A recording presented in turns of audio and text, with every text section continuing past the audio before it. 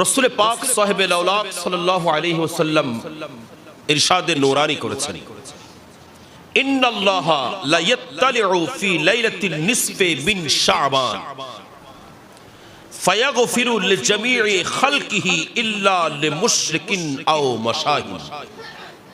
সুবহানাল্লাহ। আল্লাহ রাসূল বলছেন, আল্লাহ জাল্লা শানুহু এই লাইলাতুন নিসফি মিন শাবান, শাবান চাঁদের মধ্যবর্তী রাত আল্লাহ আমাদের দিকে, বান্দার দিকে দৃষ্টিপাত করেন। দুই প্রকার মানুষ ছাড়া সব মানুষকে আল্লাহ ক্ষমা করে দেন। এক নাম্বার মুশরিক যারা, এক নাম্বার সবাই বলেন মুশরিক, অর্থাৎ শিরিক গুনাহকারী। কি গুনাহ? শিরিক গুনাহ। আমরা কেউ মূর্তি পূজা করি, আমরা কেউ গাছ পূজা করি, আমরা কেউ বাঁশ পূজা করি, আমরা কেউ তরলতা পূজা করি, আমরা কোনো পূজা করি না। সুতরাং আমরা মুশরিক। তবে এখানে একটা জিনিস মাথায় রাখতে হবে, আমরা কিন্তু পূজা করি না, ঠিক আছে, আমরা কিছু কাজ করে ফেলি যেগুলো আমরা জানি না। যেমন আমাদের ঘরের মধ্যে কোরআনে কারীম আছে কি নেই? সবাই বলেন আছে। কোথায়? মাচার উপরে। কোথায় আছেন? মাচার উপরে। এটা নামাবো কখন? রমজান আসলে, ঠিক না ঠিক? আবার দারুণ করে ডেকোরেশন করা কিছু আলমিরা আছে, আয়না দেওয়া, যেগুলোর মধ্যে আমরা কিছু জিনিস সাজিয়ে রেখেছি, যেখানে আমার এবং আমার ওয়াইফের ছবি সাজিয়ে রেখেছি, আমার বাবার ছবি সাজিয়ে রেখেছি, আমার দাদার ছবি সাজিয়ে রেখেছি, আমার আত্মীয় স্বজনের মধ্যে যিনি একেবারে ধনী লোক ওনার সঙ্গে একটা সেলফি নিয়েছি, সেটাও সাজিয়ে রেখেছি। আমার আত্মীয় স্বজনের মধ্যে যদি কোনো মন্ত্রী মিনিস্টার থাকে তার সঙ্গে একটা ছবি নিয়েছি, সেটাও সাজিয়ে রেখেছি, ঠিক না ঠিক? কথা বলেন ঠিক? হস্ত না? আর এই হতাকের একটা হস্ত, তারপরে কি মানিলন করিব? আমার ঘরের মধ্যে আমি সাজিয়ে রেখেছি ওই ছবি, যেই ছবি থাকলে আপনার ঘরে ফেরেশতা প্রবেশ করবে। অনেকে বলবেন হুজুর আমার ঘরে কিন্তু এগুলো নেই, কিন্তু আমার পীর সাহেবের ছবি আছে। কার ছবি? বড় গরি হন, আছে না নেই? পীর সাহেবের ছবি আছে। আমি বলবো আপনার ঘরে আপনার পীর সাহেবের ছবি যেটা লাগিয়েছেন, আজকে এখান থেকে গিয়ে খুলে ফেলবেন। কেন? আপনার পীর সাহেব আপনাকে বলে নাই আমার ছবি লাগিয়ে রাখো, ঠিক না বেঠিক? আপনি কি অনুমতি নিয়েছেন পীর সাহেবের কাছে আপনার ছবি আমি ঘরে লাগাচ্ছি? তাহলে আপনি ছবি লাগালেন যে ওনার অনুমতি ছাড়া আপনি ছবি লাগালেন কেন? এক অপরাধ। দুই নাম্বার, এটা আপনার পীর সাহেবের ছবি হোক, ছবি যখন লাগিয়েছেন ওখানে ফেরেশতা প্রবেশ করবে, প্রবেশ করবে। এবার ছবিটাকে প্রতিদিন সকালবেলা মোছামুছি করি, এখানে মালা লাগাই, এখানে আগরবাতি জ্বালাই, এখানে লাইট জ্বালায় রাখি।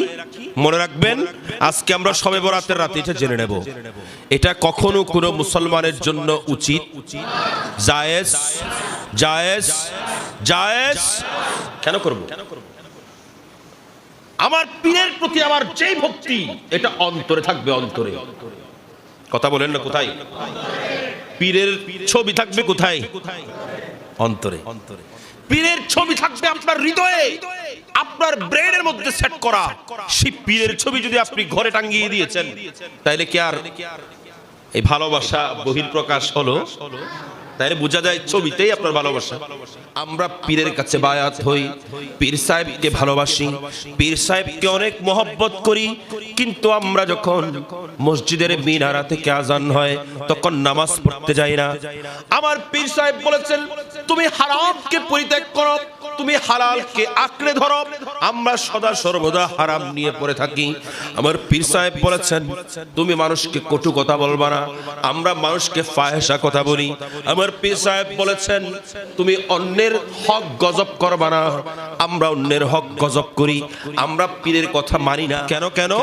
কারণ আমি তো পীর সাহেবকে ছবির মধ্যে সীমাবদ্ধ রেখেছি, পীর সাহেবকে আমি ছবির মধ্যে সীমাবদ্ধ করে ফেলেছি। আমি পীর সাহেবকে আমার অন্তরে জায়গা দিই নাই। আপনি যদি আপনার পীরকে অন্তরের মধ্যে জায়গা দিয়েছেন, তাইলে নিশ্চয়ই নিশ্চয়ই অবশ্যই আপনি পীরের ওয়াজিফাও আপনি পড়তে বাধ্য হবেন, নামাজও পড়তে বাধ্য হবেন। পীর আপনাকে নির্দেশ দিয়েছেন জাকাত দিতে, জাকাত দিতে বাধ্য হবেন। আপনি ঠিকমতো রোজা রাখতে বাধ্য হবেন। আপনি ফাহিশা কথা আপনার অন্তর থেকে, মুখ থেকে কমপ্লিট ঝেড়ে ফেলবেন। বড় করে বলেন। দ্বিতীয় নাম্বার হলো ওই ব্যক্তি, যে সমস্ত ব্যক্তিগুলো, যেই মানুষগুলো একে অপরকে হিংসা করে। তার কাছে এত কিছু আছে, আমার কাছে নাই, আপনি হিংসার চোখে দেখেছেন। তার কাছে বাড়ি আছে, আমার কাছে নাই, আপনি হিংসার চোখে দেখেছেন। তার কাছে অর্থ আছে, আপনার কাছে নাই, হিংসার চোখে দেখেছেন। আমার কাছে দুইটা বাড়ি আছে, তার কেন একটা আবার বাড়ি হচ্ছে, আপনি হিংসা করেছেন। মনে রাখবেন, এই হিংসা আমার কমলিওয়ালা নবী হুজুরপুর নূর শাফিঈ ইয়াউমিন নুশুর সাল্লাল্লাহু আলাইহি ওয়া আলিহি ওয়াসাল্লাম এলান করতে লাগলেন, ইয়াকুমুল হাসাদা ফাইন্নাল হাসাদা ইয়াকুলুল হাসানাত কামা তাকুলুন নারা হাতাবা।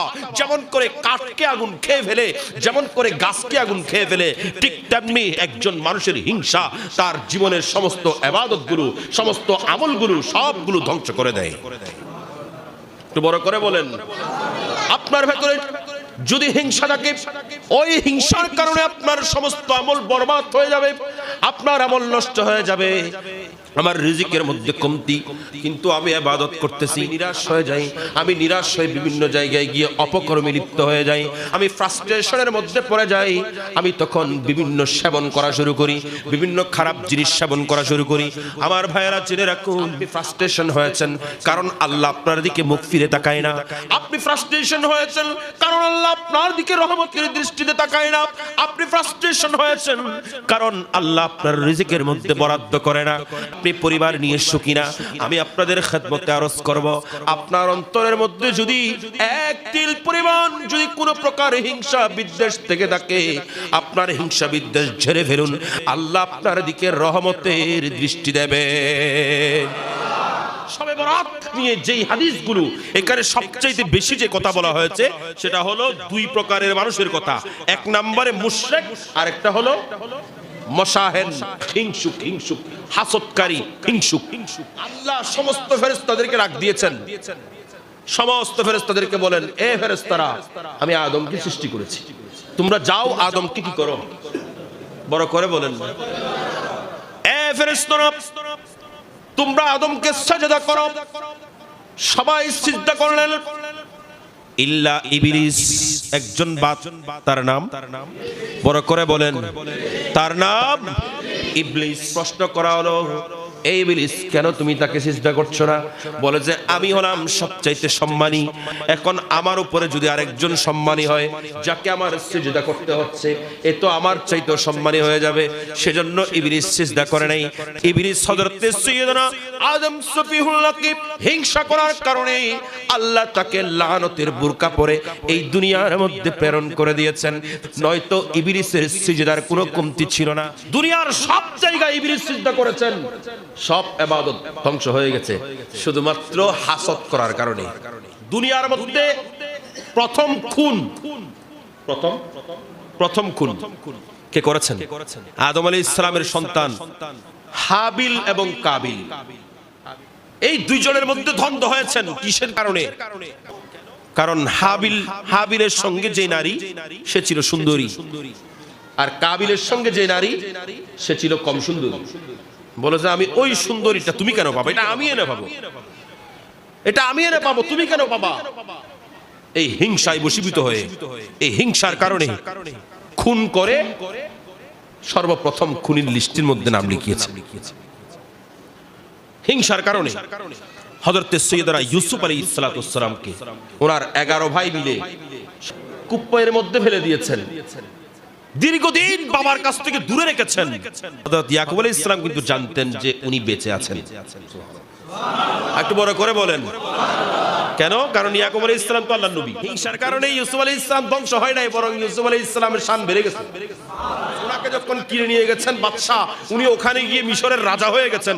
ইউসুফ আলাইহিস সালাম রেশন দিচ্ছেন, বায়েরা এসেছেন ওনার কাছ থেকে রেশন নিতে, কারণ ওদের এলাকার মধ্যে দুর্ভিক্ষ চলতেছে, রেশন নিতে। বলে যে আপনাদেরকে তো আমি চিনতে পেরেছি, আপনারা তো আমার ভাই, একটু আমাকে খবর দেন আমার বাবা কেমন আছে, আমার বাবা কেমন আছেন, একটু খবর দেন। বলে যে আপনার বাবা ভালো আছে, তবে ওনার চোখের জ্যোতি চলে গেছে।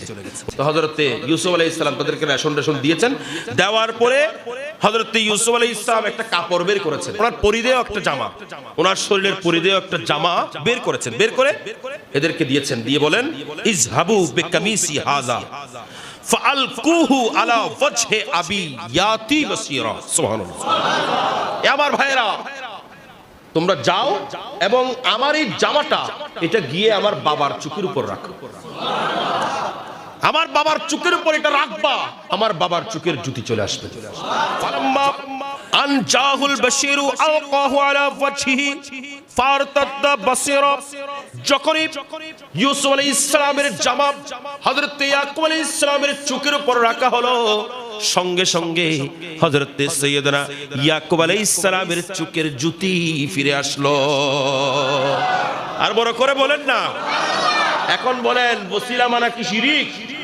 বলেন না ওসিলা মানা কি শিরিক? এটা কোরআনে কারীমের সূরা ইউসুফ শরীফের 96 নম্বর আয়াত তেলাওয়াত করেছি। কত নম্বর? 96 নম্বর আয়াত। আল্লাহ বলছেন, যখন ইউসুফ আলাইহিস সালামের জামা ইয়াকুব আলাইহিস সালামের চোখের উপর রাখা হলো, ইয়াকুব আলাইহিস সালামের চোখের জুতি চলে আসলো। এটা দুনিয়াকে জানিয়ে দিয়েছেন, কারণ এই সময়ের মধ্যে যারা ওসিলা বিমুখ হবেন, যারা ওসিলা মানবেন না, যারা ওসিলার বিরুদ্ধে কথা বলবেন, এটা আমার আল্লাহ জানে কি জানে না।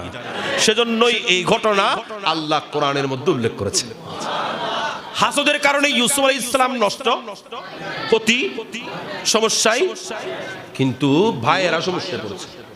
তাদের কাছে দুর্ভিক্ষ এসেছেন, তারা হযরত ইউসুফ আলাইহিস সালামের কাছে দ্বারস্থ হয়েছেন। ঠিক না ঠিক? আপনিও যদি হিংসা করেন তাহলে আপনারও এই সমস্যা হবে। আপনি যদি হিংসা বাদ দেন, আপনি যখন হিংসাকে ত্যাগ করেছেন, আপনি কমপ্লিটলি অন্তর থেকে হিংসা যখন বাদ দিয়ে দিয়েছেন, তাহলে বুঝবেন আপনার শান বাড়বে। কথা বলেন, কি বাড়বে?